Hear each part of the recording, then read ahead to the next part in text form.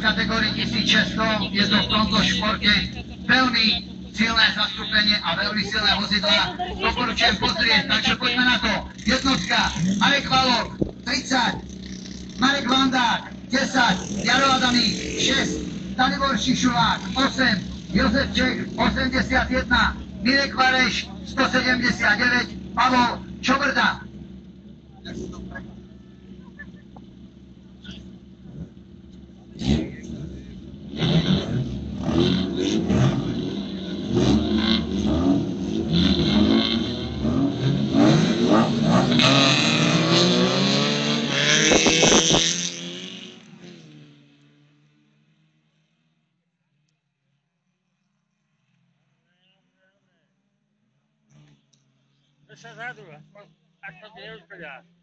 Takže veľmi pekný úvod, veľmi krásny štart, hlavne sme sledovali nového jazdca štartovné číslo 1, Marek Valok s tou žlto-čiernou Feliciu.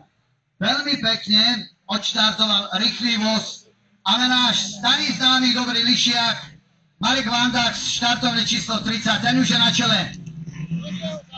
Pán inžinier. Tretia pozícia, 10, Jaro Adamík, takisto veľmi pekne zatiaľ v tomto prvom kole.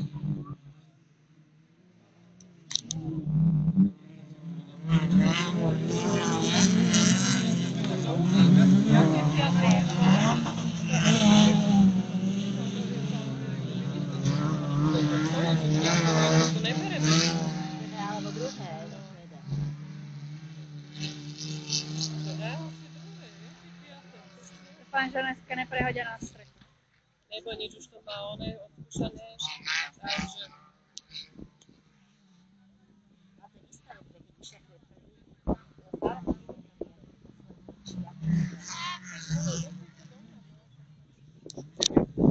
Čaká, no mali ho tak do prvej rady, no bol by prvý, no. Takže osmičku už máme ovenčenú ako na svadbe, už nám ťahá kus trate za sebou, ale samozrejme toto všetko, s týmto sa ráda 30, Marek Vandák, 1,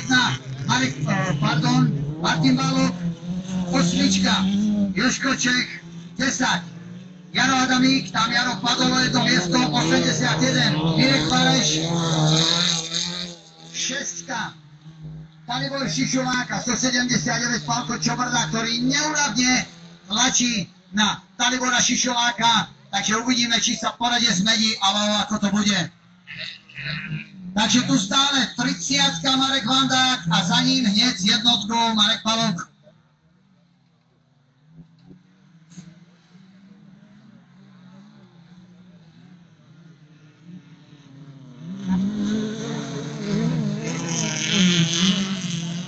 No ale pozrite sa, tá jednotka veľmi doťahuje Mareka Vandáka, tu troška zaváhal, videli ste sami, že okamžite už 30 Marek Vandák uteká, pretože to technické zaváhanie stálo pár metrov štartové číslo 1 Valoka. Takže uvidíme, veľmi pekný súboj, veľmi pekné záplnenie medzi 30 Marekom Vandákom a štartovým číslom 1 Valok.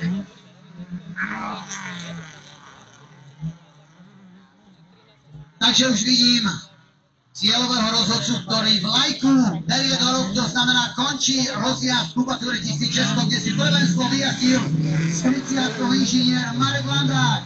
Za ním druhá pozícia, štartové číslo 1, jazdec Valok. Tretie miestečko, osmička, Jožko Čech, štvrtá pozícia, 10, Jaro Adamík.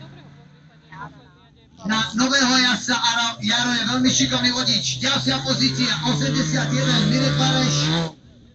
Pálko Čobrda poskočil zo 179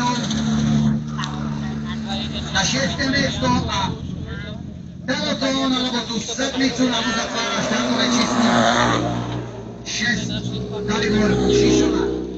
Takže dámy a páni, pre túto chvíľu je toto komplet celé kolo.